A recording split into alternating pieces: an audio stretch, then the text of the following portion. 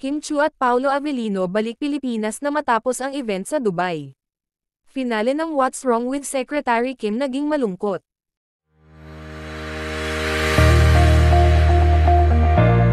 Pabalik na nga sa Pilipinas sina Kim Chiu at Paolo Avellino kung saan ay natapos na ang kanilang naturang event sa Dubai. Aabangan naman natin na magpasaya ang Kim Pao sa Taguig. Samantala, sa finale ng What's Wrong with Secretary Kim, ay kinasal na nga itong si Kim sa kanyang boss na si Paolo Avellino as Brandon Castillo. Marami namang nalungkot dahil last episode na nga ito. Brandon, salamat Hindi ka talaga naubusan ng sorpresa. Kilala kita. And I know na hindi kompleto yung happiness mo kung wala sila.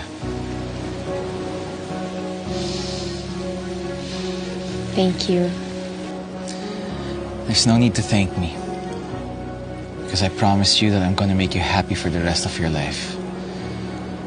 And I know that I'm gonna be happy because of you. Promise?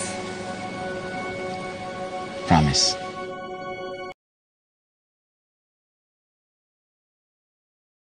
I love you, Sec. Oh, I mean, Kim.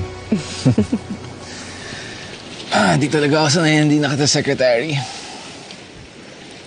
Sexitary.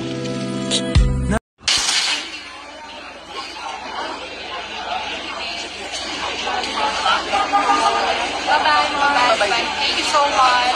Thank you so much. Thank you so much. Thank you.